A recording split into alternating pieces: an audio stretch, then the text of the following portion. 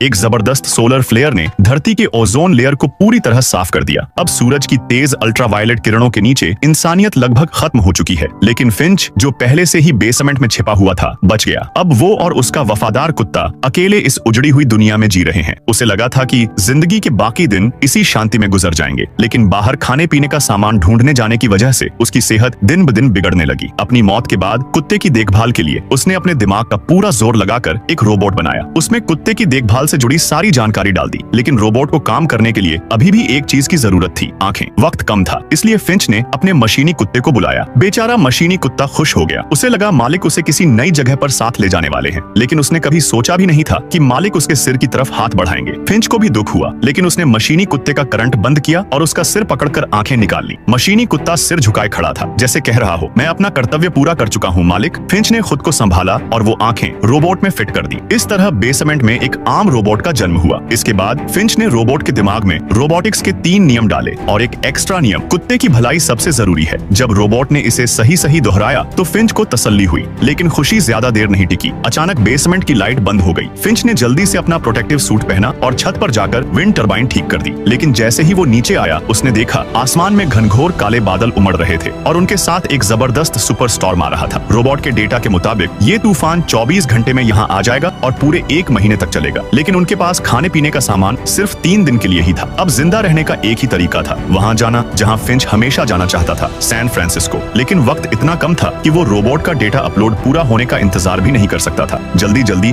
उसने रोबोट को पैर लगाए और उसे चलना सिखाया। शुक्र है रोबोट जल्दी सीख गया। पूरा परिवार अब सफर की तैयारी में जुट गया। इधर मशीनी कुत्ता भी कुछ मदद करना चाहता था, लेकिन आंखें न होने की वजह से इधर उधर टकरा रहा था। तभी फिंच की नजर एक पुराने कैमरे पर पड़ी। उसने वो कैमरा मशीनी कुत्ते पर फिट कर दिया। अब सब सामान बांध लिया गया। 2 इंसान 2 रोबोट, ये पूरा परिवार अपनी आरवी गाड़ी में बैठकर भाग निकला। लेकिन फिंच को पता था ये कोई आसान सफर नहीं होने वाला। उसे लुटेरों से बचना था और साथ ही रोबोट को सिखाना था कि इस बर्बाद दुनिया में कुत्ते की देखभाल कैसे करनी।